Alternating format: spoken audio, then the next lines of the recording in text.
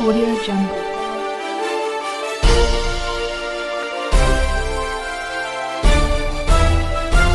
Audio Jungle.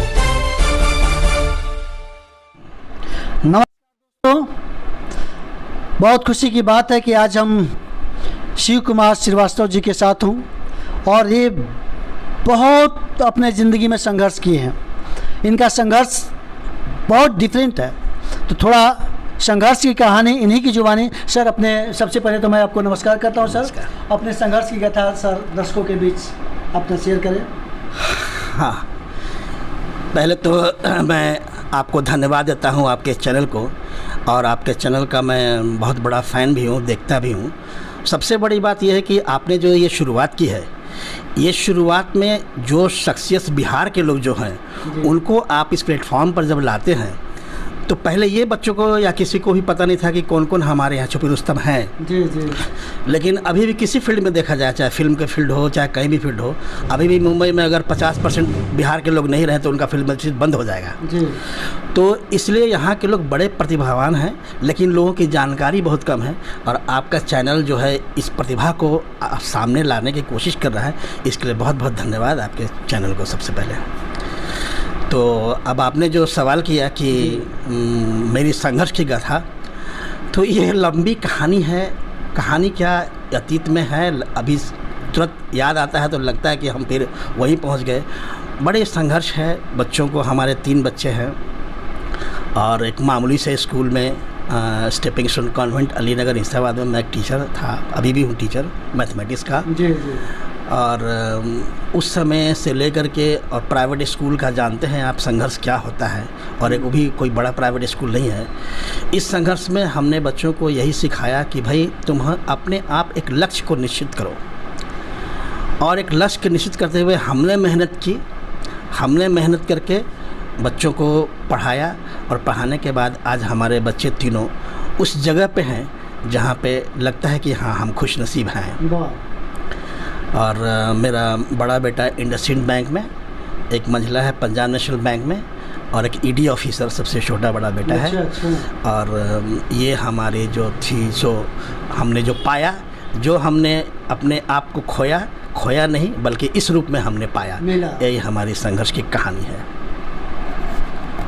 जी sir, बहुत अच्छा। इस अनएम्प्लॉयमेंट के युग में आज बहुत ज़्यादा अनएम्प्लॉयमेंट है, बेरोज़गारी है, और वैसी स्थिति में अपने 3 बच्चों को सेटअप करा देना एक साधारण काम नहीं है। सर, आपका बहुत बड़ा श्रेय जाता है आपका, मैडम का, जो कि एक अच्छे माँ पिताजी हैं। तो ऐसी स्थिति में बहुत बड़ा। तो सर, मैं जानना चाहूँगा कि अभी आप मैथमेटिक्स पढ़ाते हैं। मैथमेटिक्स से लोगों का बहुत हार्ड लगता है, मैथमेटिक्स से बहुत लोग डरते हैं। तो सर, कुछ टिप्स बताइए जिससे बच्चे मैथमेटिक्स में नहीं डरे। ये बच्चों के लिए संदेश होगा। आपका बच्चा पढ़ाया हुआ बहुत सारे डॉक्टर इंजीनियर है, अक्सर से बात होता है तो आपका नाम लेता है। तो मेरी इच्छा हुई कि सर से भी मैं मिलूं, और इसी क्रम में आपसे मैं मिला हूं। कुछ टिप्स ऐसे बताइए जिससे कि बच्चे मैथमेटिक्स, आप साइंस भी पढ़ाते हैं, मैथमेटिक्स भी पढ़ाते हैं, मैथमेटिक्स के लिए सर कुछ टिप्स दीजिए। हाँ, देखिए, सबसे पहले तो मैं ये बता दूं कि बच्चों को मैथमेटिक्स से ज़्यादा कभी कभी मैथमेटिक्स टीचर से डर लगता है। अच्छा। हाँ, उसके दिमाग में, बच्चों के दिमाग में पहले ये बात आती है कि सर कैसे होंगे, खड़ूस होंगे, डांट देंगे, गुस्सा आ जाएंगे। ये मन में पहले बच्चों को बैठ जाता है, और तब वो पूछने से हेजिट करते हैं, हिचकिचाते हैं। जी जी। तो सबसे पहले टीचर को अपने बच्चों के पास, जो मैथ्स के टीचर खासतौर से मैं कहूँगा, कुछ ऐसे टीचर हुए हैं जिनके कारण लोग डरते भी हैं और बहुत वो डर रखते हैं, तो मैथ उन पर हावी हो जाता है। क्योंकि मैथ एक हवा बना दिया है लोगों ने, कि एक हवा है और एक प्रेशर बन जाता है। जी जी। कि एग्ज़ाम में जाएंगे तो भूल जाएंगे, फार्मूला नहीं याद रहेगा, ये सब होगा, ये सब चीज़। तो ये बातें उस समय जब प्रेशर पर आती है तो उनको डर लगने लगता है। लेकिन जब एक योग्य टीचर, एक योग्य शिक्षक जब उसके बीच में पहले उसको हेजिटेशन को दूर करता है, पहले उसके दिल के मन के बातों को पकड़ता है, और पकड़ने के बाद ये कोशिश करता है कि इसके पहले हेजिटेशन को हटाएं, और हेजिटेशन को हटाने के बाद जब उससे घुल मिल जाता है, उससे मिल जाता है, तब बच्चों को लगता है कि नहीं सर जो है हमारे हर प्रॉब्लम को सॉल्व कर सकेंगे और करेंगे, और तब जाके मैथमेटिक्स की शुरुआत होती है। सबसे पहले मैथमेटिक्स में अगर कोई प्रॉब्लम्स मैथमेटिक्स की हो तो पहले जहाँ तक उसका जो वर्ड जहाँ तक आते हैं फुल स्टॉप के पास तक, उसको पहले समझाना पड़ता है। और ख़ास तौर से अगर मैथ्स में एग्जाम्पल लेके इधर उधर के, कोई देहाती एग्जाम्पल भी, कोई इधर का एग्जाम्पल लेके अगर आप समझाइए तो बच्चे बड़े आनंद से मैथ को समझते हैं। और वो कॉन्सेप्ट जब जाता है बच्चों के दिमाग में, तो वो कॉन्सेप्ट कभी भूलने वाली नहीं होती है, कभी नहीं भूलते हैं वो लोग, और उस चीज़ को याद रखेंगे। लेकिन तरीका होना चाहिए। अब मान लिया ग्रेटर देन है, लेस देन है, तो हम लोग पढ़ाते हैं कि भाई देखो ग्रेटर देन क्या हुआ है, बच्चों की चिड़िया का चोंच है, देखो ये। अच्छा। तो चोंच जिधर खुला है, जिधर ज़्यादा जाना जाएगा उधर वो चोंच खुलेगा। तो वो समझेगा वो ग्रेटर देन हुआ, और फिर उलट दिया उसको तो लेस देन हुआ। तो इस तरह से लोग पढ़ाते हैं। या कहीं पर मान लिया कॉमन लेन फैक्टर पढ़ाना है, फैक्टराइजेशन कराना है, तो मान लिया कॉमन लेना है, एक्स कॉमन है, दोनों में क्या कॉमन है, तो हम लोग पढ़ाते देखो भाई ये मत समझो, ये दोनों गोतिया है। अच्छा। गोतिया मतलब अपने भाई भाई के जो होते हैं, तो ये जितना एक गोतिया देगा रुपया उतना ही वही देगा, चाहे उसके पास ज़्यादा का नहीं हो। तो देखो दूसरे के पास कितना है, अगर इसमें एक्स स्क्वायर है तो उसमें एक्स है, तो एक्स से देगा, तो एक्स से निकालना है, ये भी एक्स से देगा। बच्चे आराम से समझते हैं और बड़े मस्ती से समझते हैं। तो इस तरह से पढ़ाई करते हैं हम लोग। जो पढ़ाते भी, चाहे कितने बड़ा प्रॉब्लम्स हो, 9th 10th का जो भी प्रॉब्लम्स हो, उसको पहले उसको स्टोरी में बदल दीजिए। आजकल CBSE भी यही करने जा रहा है, और कहता भी है कि आप बच्चों को रीजनल भाषा भी भले अंग्रेजी स्कूल में पढ़ाते हैं, वो अलग बात है, लेकिन बच्चों को जब तक कॉन्सेप्ट रीजनल में नहीं दीजिएगा तब तक उसको बना नहीं पाएंगे, फिर रटाया हो जाएगा। तो सबसे पहले उन लोगों को इस तरह से पढ़ाना चाहिए ताकि वो लोग आनंद ले इसके माने बोरिंग नहीं हो, और वो रिवाइज करते रहें, पढ़ते रहें, यही हमारा। अच्छा, ये फार्मूला अक्सर भूल जाता है सर, हम भी पढ़ते तो फार्मूला भूल जाता था, इसके लिए क्या करें? फार्मूला के भी लिए कोई स्टोरी बना लीजिए जी। ऐसी नहीं है कि फार्मूला आदमी भूल जाता है, फार्मूला का भी स्टोरी बना लीजिए। अब जैसे मान लिया a+b होल स्क्वायर, कभी कभी भूलते ही लोग हैं, a square plus 2ab + b square. अब इसमें लोग सोचें कि a+b होल स्क्वायर हो गया तो 2ab गया कहाँ? तो उसमें हम लोग कहते हैं कि समझो कि ये लापता हो गया। अच्छा। 2ab लापता हो गया, और फिर उसको पता करना है। अच्छा। तो ये स्टोरी बनाते हैं कि लापता, पता और फिर लापता, तब वो कहाँ चला गया, फिर यहाँ, और फिर उसको जब तोड़ेंगे तो फिर वो पता हो गया। तो इस तरह से बच्चे फार्मूला भी याद कर लेते हैं। अब a स्क्वायर - b स्क्वायर है तो भाई जुड़वा है, एक प्लस एक माइनस है, एक बेटा है एक बेटी है। अच्छा। ये दोनों साथ में रहेगा। अच्छा। प्लस बेटा हुआ और माइनस बेटी हुई, लेकिन a स्क्वायर - b स्क्वायर दोनों बेटा बेटी प्रिय है, दोनों साथ रहेगा। अच्छा। इस चलेगा साथ साथ, a+b a - b, याद हो गया फार्मूला। अगर इंटरेस्ट के साथ पढ़ाया जाए, एग्जाम्पल के साथ पढ़ाया जाए, कुछ हंसी मजाक के साथ पढ़ाया तो मैथमेटिक्स आसान हो सकता है। बिल्कुल। बहुत खूब सर आपको मैं कालिदास रंगालय, प्रेमचंद रंगालय, इसमें भी देखता हूँ आप बहुत मंजे हुए ड्रामाटिस्ट हैं, बहुत ड्रामा करते हैं। सर ये मैथमेटिक्स के टीचर होने के साथ ये सब कहाँ से आया? देखिए, टीचर तो मैं बाद में हुआ। अच्छा। लेकिन शुरुआत में जब बचपन में मैं वहाँ पहले प्रोग्राम होता था रेडियो में, जी। बाल मंडली घरौंदा ये कार्यक्रम होता था। अच्छा। तो हमारे कुछ साथी लोग जाते थे, तो हमें भी शौक़ हुआ कि जाना चाहिए। तो वहाँ जब मैं गया और वहाँ जब देखा, ये माहौल को देखा, तो बहुत मज़ा आया। मज़ा क्या, बहुत आनंद आया और बहुत पीसफुल लगा, और लगा कि मैं ये कर सकता हूँ। तो उस समय स्क्रिप्ट लिखी जाती थी, पढ़ी जाती थी, छोटे छोटे बच्चे लोग थे, तो हमने ऑडिशन दिया, तो हम ऑडिशन में ड्रामा में पास कर गए। अच्छा। अब वहीं से शुरुआत हो गई ड्रामा की। अभी भी ड्रामा में वहाँ का मैं पास आउट हूँ अभी भी।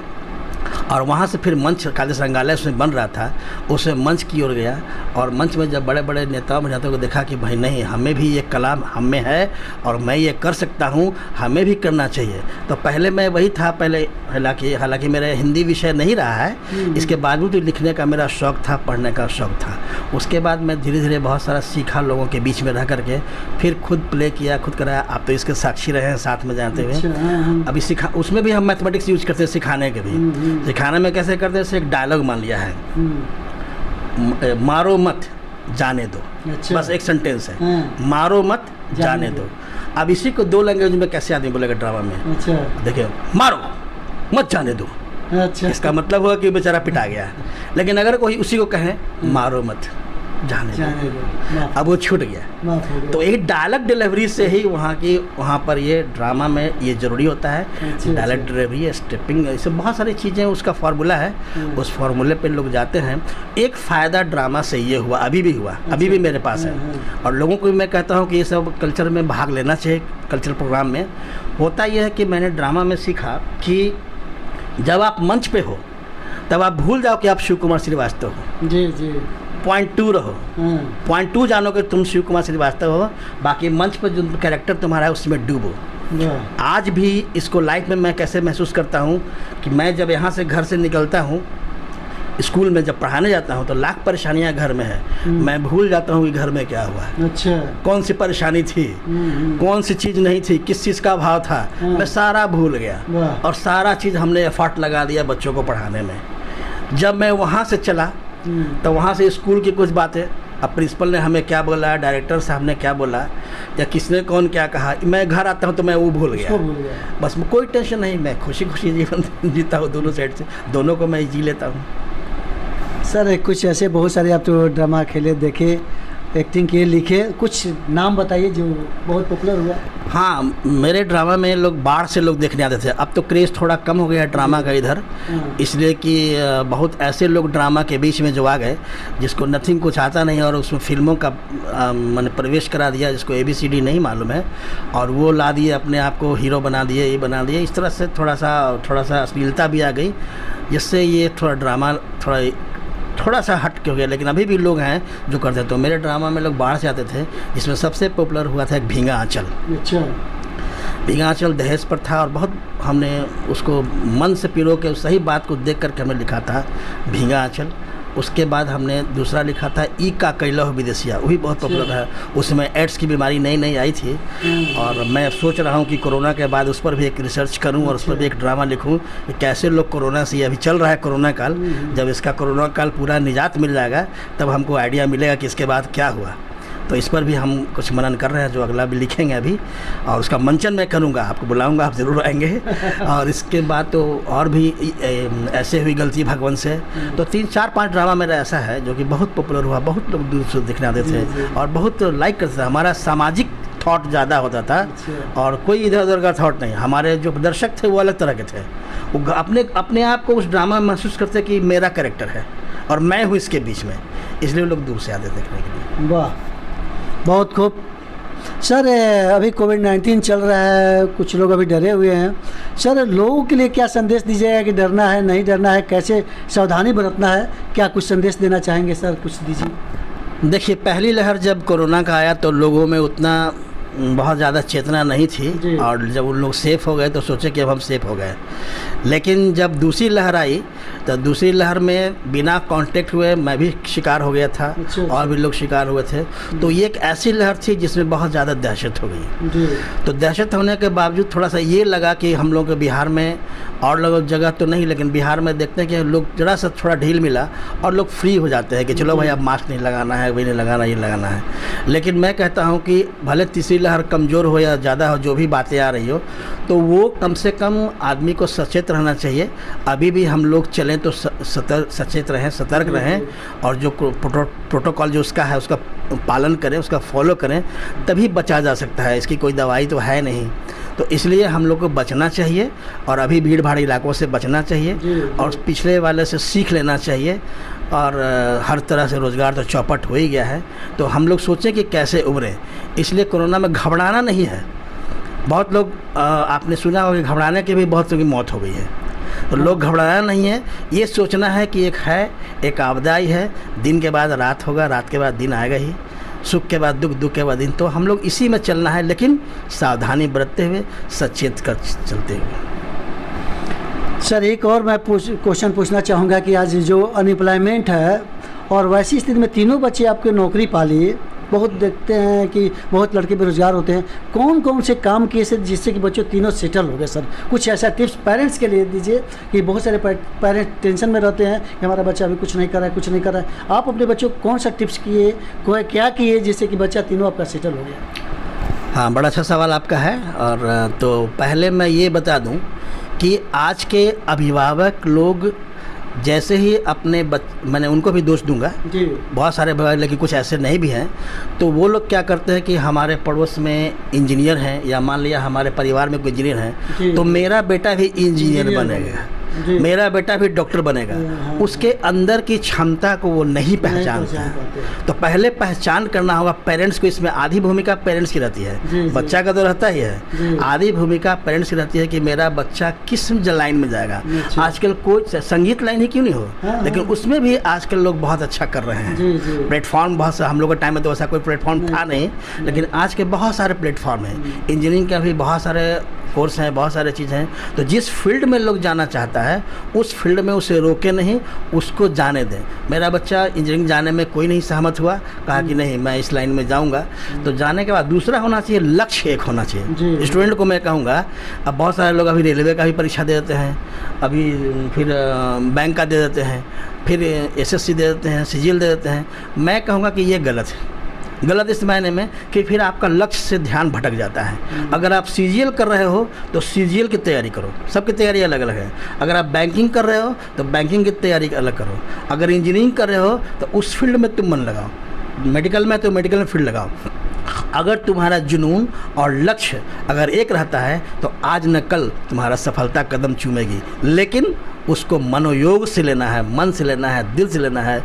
उसको हवाई नहीं, सपना ख्वाब देखिए, लेकिन ख्वाब ही मत देखिए कि हम सपना में बन गए इंजीनियर, बन गए डॉक्टर और बन गई है। उसके लिए कर्म कीजिए। तपस्या आपका यही है और यही तपस्या के बलबूते पर आप सीढ़ी को ज़रूर पालेंगे। चाहे कोई भी रिजर्वेशन हो, कोई भी आरक्षण हो, इससे कोई बहस नहीं है। कितनों भीड़ हो जाए उससे कोई बहस नहीं है। आपका अगर लक्ष्य है और आपके में जुनून है तो आपकी सफलता को जरूर चुमेगा।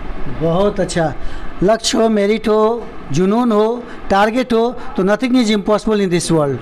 सर लास्ट क्वेश्चन, बहुत तो क्वेश्चन मन कर रहा है लेकिन समय की पाबंदी है। सर ये बिहार नाउ के माध्यम से आप दर्शकों को क्या संदेश देना चाहते हैं? आप तो बहुत अनुभवी हैं, शिक्षा के क्षेत्र में बहुत क्रांति मचाए हैं, तो दर्शकों को क्या संदेश देना चाहेंगे? देखिए, दर्शकों को मेरा ये संदेश है कि आप पहले तो मैं ये बड़ाई नहीं कर रहा हूँ, बिहार नाउ आप ज़रूर देखिए। इसलिए कि ख़ास तौर से इन्होंने शिक्षाविदों की जो लाइन लगा दी है उनके बारे में जान के, उनके बारे में समझ के, तो आपको सबसे बड़ा सहायता मिलेगा। चाहे स्टूडेंट हो, चाहे पेरेंट्स हो, आपको मिलेगा। क्योंकि शिक्षाविद का जो प्लेटफॉर्म यहाँ पर है वो प्लेटफॉर्म आपको कहीं नहीं मिलेगा, मेरा जैसा कि मानना है, जो मैं देखता हूँ। इसलिए आप खुद देखिए और समझिए और सोचिए कि करना क्या है। कभी विचलित मत होइए, ना बच्चों को विचलित दीजिए, ना आप विचलित होइए और ना भगवान को कोसिए। बस आप कर्म करते जाइए, आपको सफलता मिलेगी। बहुत बहुत धन्यवाद सर, आपको दिल की गहराइयों से मैं प्रणाम करता हूँ। बहुत अच्छा लगा, आपने अपना वैल्यूएबल समय दिया, बहुत अच्छा लगा। बहुत बहुत धन्यवाद। Thank you sir, so much sir.